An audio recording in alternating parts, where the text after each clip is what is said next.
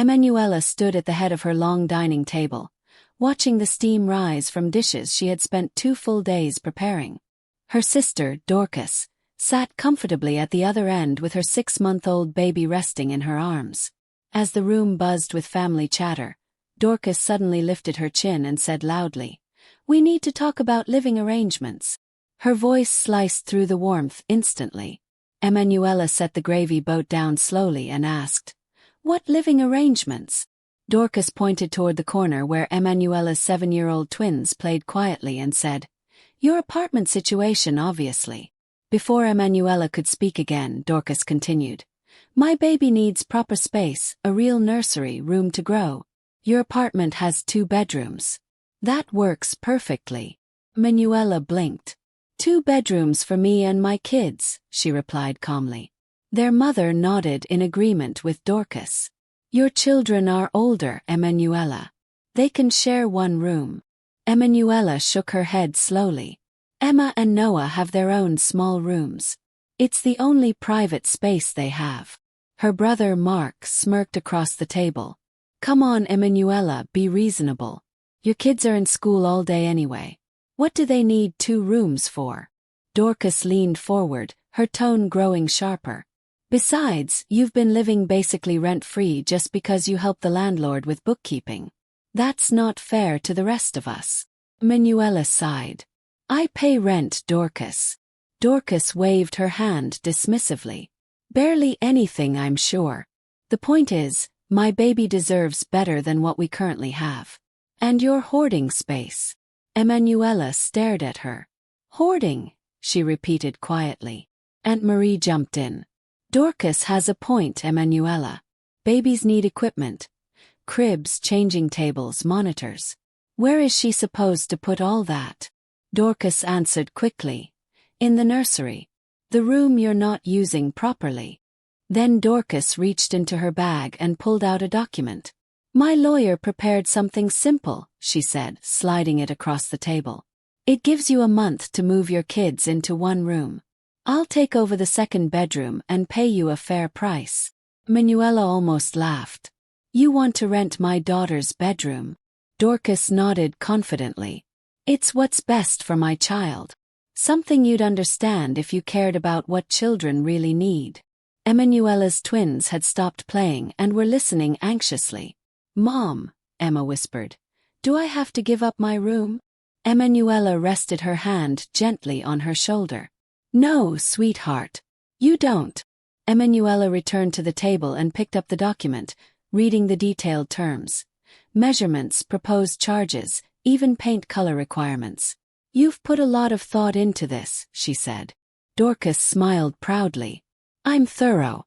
My baby needs proper planning." She tapped the signature line. "Let's make it official." Manuela set the paper down slowly. "Before I sign anything, there's something I should tell you about the building." Dorcas frowned. "What about it?" Their mother leaned forward impatiently. "Emanuela, stop dragging this out and sign." Emanuela folded her hands. "I can't sign a lease modification." Dorcas rolled her eyes. "And why not?" Emanuela answered. "Because I don't have authority to change my own property agreements." Dorcas leaned back in her chair, confused. "What do you mean you don't have authority?" "It's your apartment." Manuela took a slow breath. "The building's ownership changed last month." Dorcas scoffed. "So what? We'll talk to the new landlord. They'll understand the needs of a mother." Their mother nodded firmly. "Exactly. A responsible landlord listens." Manuela shook her head. "Not this one. The new owner is very strict about lease changes." Dorcas waved her hand. "Please, everyone is strict until they meet me. Just sign, Emanuela. Don't make this difficult." Emanuela looked at her calmly. "You haven't heard the important part yet." Dorcas narrowed her eyes. "Then say it, because you're wasting everyone's time." Emanuela folded the document and set it aside. "I can't sign a lease modification because I don't have the authority to modify agreements on property I own." The room froze. Mark stared at her. "Property you what?" Emanuela nodded. I bought the building last month. Dorcas burst into laughter. That's impossible. You can't even afford a new couch. Emanuela shrugged. I could barely afford anything because I was saving every extra naira for years. Their mother stared at her. You bought this entire building? Yes, Emanuela said quietly. The previous owner offered it to me first because I've been managing the finances for 3 years. I took out a mortgage and used all my savings for the down payment. Dorcas's face drained of color. No, this is ridiculous. You can't be my landlord. That doesn't make sense. Emanuela tapped the table softly. The county records and the mortgage company disagree. Aunt Marie looked stunned. So, our rent goes to you. Emanuela nodded. All 12 units. Mark leaned forward. Including mine. Including yours, she answered calmly, watching his expression shift from cocky to nervous. Dorcas grabbed the document she had prepared. This was supposed to help us both. Emanuela shook her head gently. You wanted to charge me 400 a month for my daughter's bedroom while paying outdated rent on your 3-bedroom apartment. Their mother frowned and reached for the paper. Let me see that. Emanuela continued.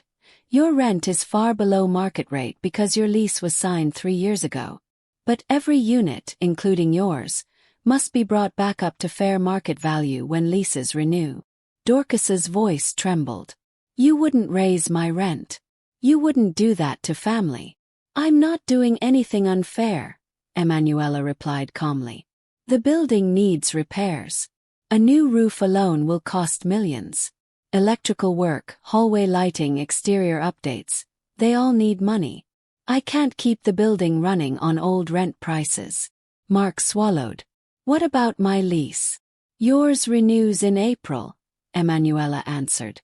It will rise to market rate too, but we can phase it over 2 years. Dorcas shook her head violently. You planned this. You waited to trap us. Emanuela looked at her evenly. No. You plan to take my daughter's bedroom. I plan to build a future for my children. Dorcas pushed her chair back loudly. You're abusing your power, she said, pointing at Emanuela as if she had committed a crime.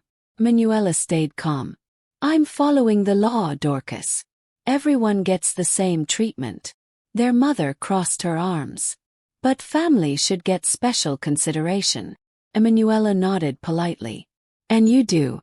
I'm offering phased increases, not immediate jumps. Aunt Marie sighed. Still, you should have told us you were buying the building. Emanuela answered. I didn't know if the sale would even go through. I didn't want to announce something uncertain. Dorcas muttered. Convenient excuse. Dorcas leaned forward again. If you're the landlord, why can't you let me take the 2nd bedroom? You can approve anything. Emanuela shook her head gently. That's not how leases work. I can't modify my own unit's layout or sublease a private room inside it.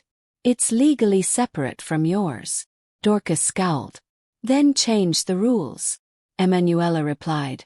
I can't break the law because you want more space. Mark drummed his fingers on the table. So this whole conversation is over. Emanuela nodded. It ended the moment Dorcas tried to force my children out of their rooms. Dorcas's voice rose in frustration. You make it sound like I'm the villain. Emanuela kept her tone steady. You prepared a legal document to take a 7-year-old girl's bedroom, Dorcas. Dorcas threw up her hands. It was reasonable. Their mother chimed in. Babies need more space. Emanuela sighed. And big kids need stability. Privacy, sense of safety. You can't take that from them. Emma and Noah peeked nervously from the hallway. Dorcas saw their faces and scoffed. Children forget things easily, she said coldly. Emanuela stood. Mine don't forget being treated like they matter. Mark rubbed his forehead. Okay, what happens with my lease? Emanuela replied. Just like Dorcas, yours will move to market rate at renewal. But I'll phase it over 2 years to make it manageable. Mark nodded slowly. That's fair. Dorcas glared at him. You're taking her side. Mark shrugged. It's the law, Dorcas. What do you want her to do? Dorcas snapped. I want her to act like my sister. Emanuela replied softly. I am acting like your sister. I'm keeping everything equal so nobody feels targeted. Dorcas huffed. Then why do I feel attacked? The room fell awkwardly silent. Finally, Aunt Marie stood. Maybe we should leave. This dinner has gone sideways. Dorcas grabbed her baby and the diaper bag. This isn't over, she whispered harshly to Emanuela. Emanuela stayed calm. Your renewal letter will arrive January 15th, as legally required. Dorcas glared. I wasn't talking about the lease.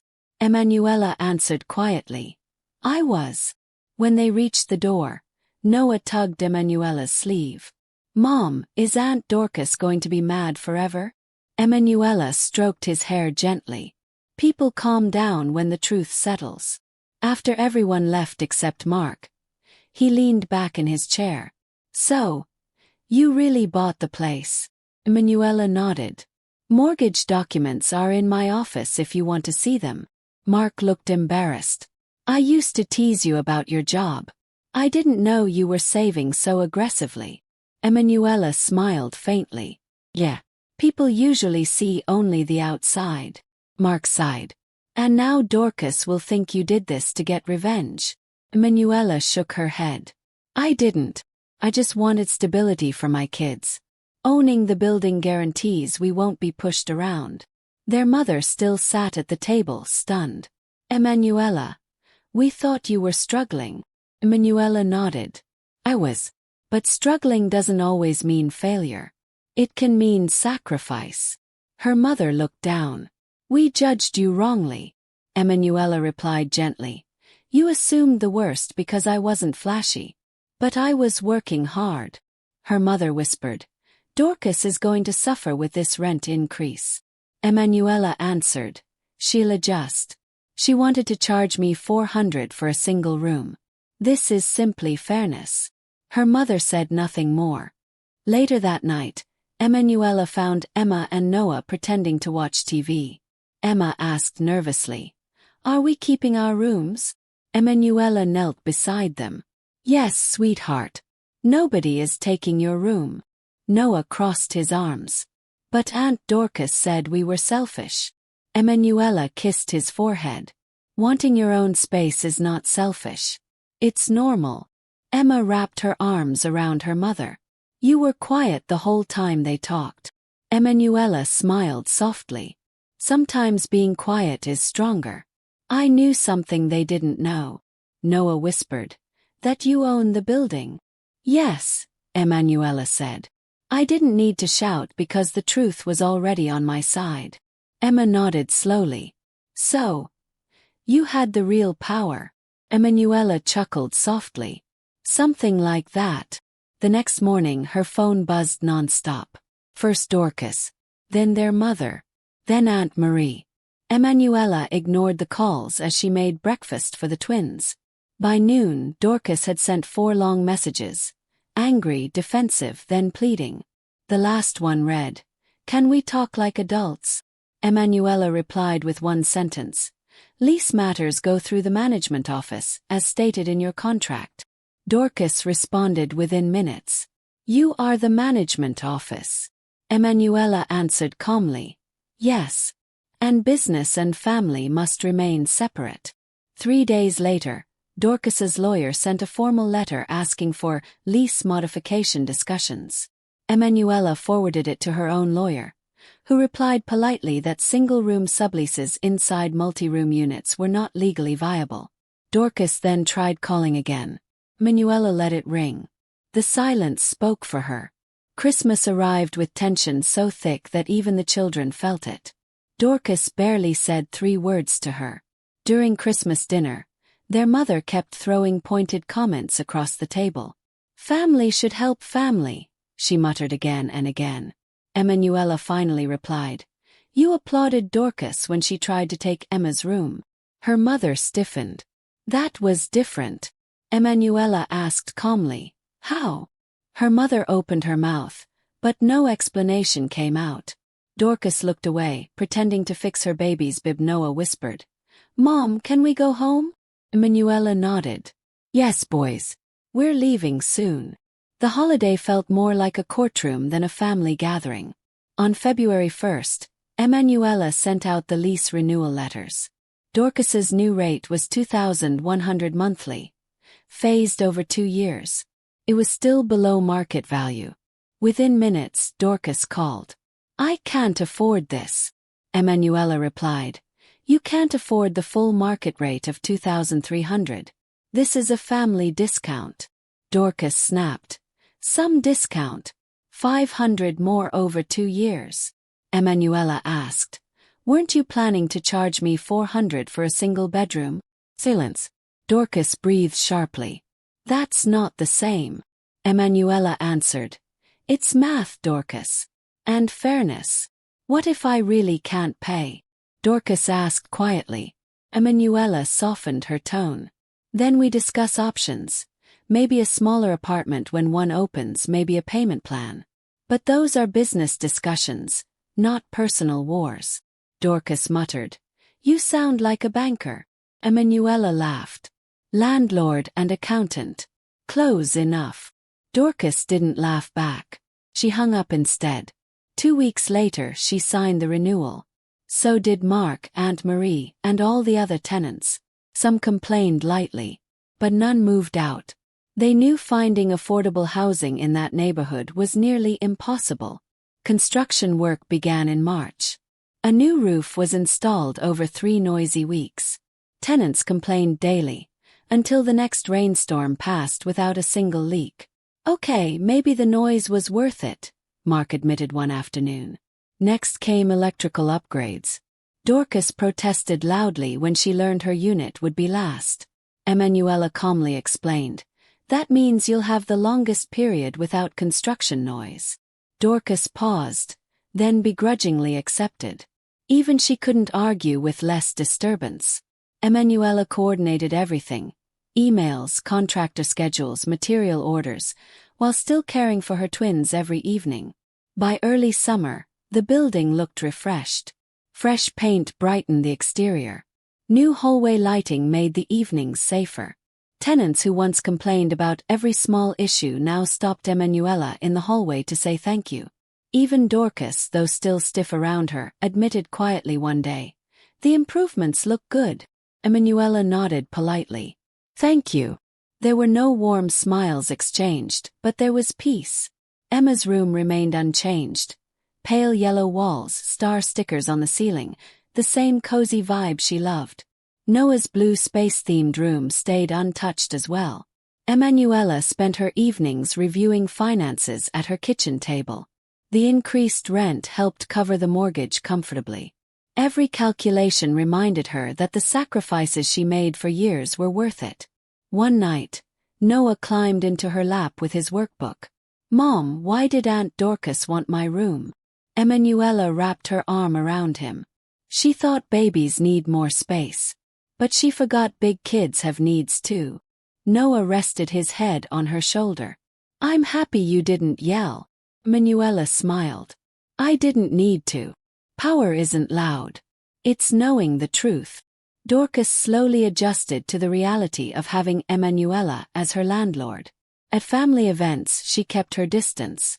But she no longer made snide comments or loud accusations. She handled her lease matters through email like every other tenant. Their mother still tried to intervene sometimes. "You should lower Dorcas's rent," she suggested once. Emanuela shook her head. "She pays a fair rate. I'm not punishing or favoring anyone." Her mother sighed. "You've changed." Emanuela replied softly, "I grew up. There's a difference." One afternoon, Dorcas knocked on Emanuela's office door. "Can I talk to you?" she asked cautiously. Emanuela gestured for her to sit. Dorcas hesitated. "I want to say, I didn't handle things well." Emanuela listened silently. Dorcas continued, "I felt desperate. I thought having a nursery would fix everything. I didn't think about your kids." Emanuela nodded. "Thank you for saying that." Dorcas swallowed. It doesn't mean I'm okay with the rent, but I understand more now. Emanuela smiled gently. Understanding is a good start. Dorcas stood to leave but then paused. One more thing, she said. You could have humiliated me when you revealed you owned the building. But you didn't. Emanuela folded her hands. I had no reason to embarrass you. I just needed you to stop crossing boundaries. Dorcas nodded slowly. I see that now. She walked toward the door then looked back. Thanks for not being cruel. Emanuela replied softly. Being firm isn't cruelty. Dorcas offered a tiny, awkward smile before stepping out. That evening, Emanuela joined Emma and Noah in the living room. They curled beside her on the couch, chatting about school and the upcoming summer break. As they laughed together, Emanuela realized how peaceful the apartment felt. No legal threats, no arguments, no pressure to defend her children's space. It was home. She looked at her kids and whispered, Your rooms are yours forever. Nobody is taking them. Emma leaned against her shoulder. Because you own the whole building. Emanuela smiled softly. Because I protect what matters. Spring passed quickly, and by early June the building felt more alive than it had in years. Neighbors chatted in the hallways about the brighter lights and safer entrances. One evening, Emanuela found Mark waiting outside her office. I wanted to apologize, he said awkwardly, for laughing that night. I didn't think you were capable of something this big. Emanuela smiled gently. It's fine, Mark. People underestimate quiet workers all the time. Mark rubbed his neck. Well, you proved me wrong. And honestly, I'm proud of you. Emanuela nodded. Thank you. That means a lot. Later, as Emanuela walked upstairs, she found her mother sitting at the top landing, waiting quietly. Can we talk? Her mother asked. Emanuela sat beside her. Of course. Her mother took a deep breath. I was harsh. I pushed you to give Dorcas the room because I thought she needed help more than you. Emanuela listened silently. Her mother continued. But I realize now. I didn't see your struggle. I didn't see how hard you worked. Emanuela looked at her softly. I didn't need you to see everything. I just needed you not to assume the worst. Her mother nodded slowly. You're right. I treated you like the weaker one. Emanuela shook her head. Not weaker. Just quiet. Her mother sighed. And I mistook your quietness for helplessness. Emanuela smiled sadly. Quiet people often get misunderstood.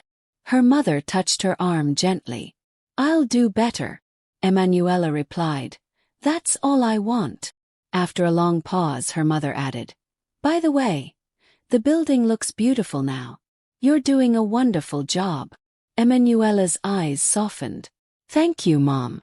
For the first time in months, the tension between them felt lighter, almost gone. Despite the progress, Dorcas remained distant. She handled everything through email, kept conversations short, and rarely lingered around family gatherings. One day, she bumped into Emanuela in the lobby. Your contractor left equipment in front of my door, she said stiffly. Emanuela checked the hallway. I'll call them to move it immediately. Dorcas hesitated. Thank you. Emanuela nodded. Anything else? Dorcas opened her mouth, closed it, then said quietly. You're doing better with this place than the old landlord ever did. Emanuela smiled a little. I'm trying. Dorcas answered. I can see that, and walked away. By midsummer, the children played freely in the courtyard. Emma rode her scooter in circles while Noah attempted to build a rocket-shaped kite. Emanuela sat on a bench watching them, feeling a calm she hadn't felt in years. A neighbor, Mrs. Gibson, approached her. You've changed this building, she said warmly. It feels safe again. Emanuela thanked her shyly. Mrs. Gibson added, And your twins? They look so confident now. Emanuela nodded. Having stability helps. Mrs. Gibson smiled. You're a strong mother. Emanuela watched her kids chase each other and whispered, I hope so. One afternoon, Dorcas knocked on Emanuela's door. Her posture was tense, but her expression wasn't angry, just uncertain. "Can we talk?" she asked. Emanuela stepped aside. Dorcas looked around the cozy living room. "I never apologized properly," she said. "I pushed too hard. I acted entitled." Emanuela folded her arms gently. "You were stressed. I understand." Dorcas shook her head. "It wasn't stress. It was jealousy. I thought you had nothing while I had everything. Then it turned out you had something huge, and you earned it." Emanuela stayed quiet, letting her speak. Dorcas continued, her voice softer. "I thought getting the nursery would fix my problems. But now I realize I was trying to force control instead of asking for help." Emanuela nodded slowly. "We all go through things. But taking a child's bedroom wasn't the solution." Dorcas swallowed hard. "I know. And I'm ashamed of that." Emanuela touched her arm gently. "What matters is you understand now." Dorcas released a long breath. "I don't expect us to be close again immediately. But I don't want us to be enemies." Emanuela smiled lightly. "We don't have to be." Later that night, Emanuela sat with Emma and Noah at the table while they worked on their drawings. Emma asked, "Mom, is Aunt Dorcas still mad?" Emanuela shook her head. "No. She's trying to be better." Noah squinted. "Do we have to give her hugs?" Emanuela laughed. "Only if you want to." Emma traced stars on her paper. "I'm glad we kept our rooms." Emanuela kissed the top of her head. "Those rooms belong to you. Nobody has the right to take them." Noah added proudly, "That's because you own the whole building." Emanuela smiled. "That's one reason." As autumn approached again, the building felt settled, steady, almost peaceful. Tenants paid on time. Maintenance requests were handled with ease. Even Dorcas had stopped sending frustrated emails and now sent short, polite messages. During one quiet evening, Emanuela walked through the hallways, checking the new lighting and the freshly painted doors. She paused outside her own apartment and took a deep breath. For so long she had been underestimated, seen as the quiet sister, the one with the modest life. But she had built something stable, something lasting. And she had done it while protecting her children. That night, as she tucked Emma and Noah into their separate beds, Emma whispered, "Mom, are we safe here forever?" Emanuela brushed her hair gently. "Yes, sweetheart. You're safe. This home is ours." Noah yawned and added, "And nobody can ever take our rooms again." Emanuela smiled softly. "Nobody ever will." She turned off the lights and stepped into the hallway, feeling a calm strength settle inside her. She had bought the building to protect her family, but in the process, she discovered her own power. Sometimes the quietest person in the room holds every key and every deed.